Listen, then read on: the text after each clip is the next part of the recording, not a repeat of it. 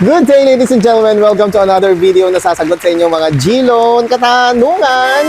At nakatanggap po tayo ng katanungan mula na naman sa isa nating mga subscribers ngayong hapong ito. Pero bago yan, before anything else mga kaibigan, gusto ko lang pong batiin ang mga nagpapa-shoutout at ang mga nagko-comment sa ating YouTube channel. Narito po sila. Shoutout sa mga followers or new commentators natin. Kay Marie Chris Namoro 7. Hello sa'yo. Kay Zane Basister. Kay Maribeth Cabigas. You gotta like kay Lou Binyas. Maraming salamat kay Glenn Constantino at kay Asia Park 5439. Thank you so much! At maraming salamat po sa lahat ng mga nag-subscribe sa ating YouTube channel. We are now 47,009 subscribers! Ako maraming salamat po sa inyong lahat mga kaibigan. Naku po, baka hindi pa kayo nagsusubscribe mga kaibigan. We are now 47,009 subscribers. Naku, baka ikaw na lang ang hindi nakakapag-subscribe. So, pindutin mo na yung subscribe button na yun. I-like and share mo na din ang videong ito para sa mga kaibigan mong namomroblema din sa kanilang GCash, G-Loan at G-Games. At ngayon tumungo na tayo sa katanungan na ating natanggap mula kay Versky Sayag. At ang kanyang katanungan ay, DJ Chico, bakit ganon? Nag-fully paid naman na ako sa aking G-Gives pero hindi pa rin daw niya or nawala yung kanyang G-Loan offer or G-Gives offer. Naku mga kaibigan, nakakalungkot nga naman pangyayari yan, ano?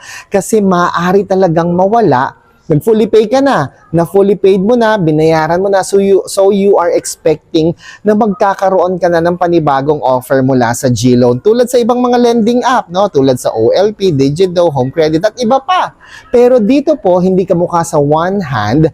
Dito po sa G-Gives, sa G-Loan, at sa G-Credit, hindi po siya ganun mga kaibigan. Lalo na po sa G-Gives at sa G-Loan because ito po ay nagkakaroon ng regular re-evaluation or system evaluation. Tinatrato po ni Fuse Lending, ang controller po ng G-Gives at G-Loan, na magkaroon po ng re-evaluation. Every new application or every application is considered a new application. No? Every renewal, every panibagong offer na naman yan, dumadaan po ulit yan sa re-evaluation. So, hindi po dahilan na nakapag-fully paid ka na or whatnot. Lagi pong inire-evaluate po ang inyong payment. Maaari po mga kaibigan na meron kayong full payment ngayon, pero in the past, meron po kayong delayed payment or meron din po kayong short payment, no? So, kahit na nagbayad ka on time, kung short ang iyong payment o kulang ang iyong binayaran, makaka-apekto pa rin po ito sa inyong renewal ng panibagong offer mula sa G-Gives at G-Loan. At hindi lang po yan mga kaibigan, meron din tayong tinatawag na migration ng mga G-Score. Maaring normal, on time, at very good ang iyong payment, subalit bumaba naman ang iyong G-Score. Kaya hindi ka magkakaroon ng panibagong offer mula sa G-Loan or sa G-Gives dahil sa pagbaba ng iyong G-Score. Bakit bumababa ang G-Score? Simply because hindi mo nagagamit ng mas madalas ang iyong GCash wallet, no? So, maaaring number 1, bumababa ang iyong average daily balance sa iyong GCash wallet.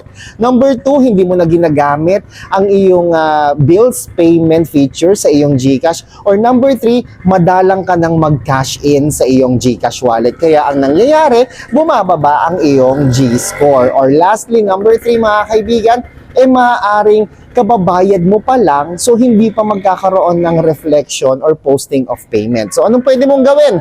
Number 1, maghintay ka muna ng 24 to 48 hours para malaman mo kung may panibagong offer ba sa'yo si G-Loan or si G-Gives. Number 2, ang dapat mong gawin, mag-cash in ka, pataasin mo ang iyong G-score sa pamamagitan ng paggamit ng mga features ng GCash tulad ng G-Save, Bills Pay, G-Invest, at marami pang iba. At dahil dyan, pwede mo nang maramdaman ng panibagong offer mula sa G-Gives, G-Loan. At kung meron ka pang ibang katanungan, pwede kang tumawag sa 2882 gamit ang Globe o TM na SIM card. Kung may katanungan pa po kayo, please comment down below. Ako po si Chico. Enjoy the rest of the day and God bless po.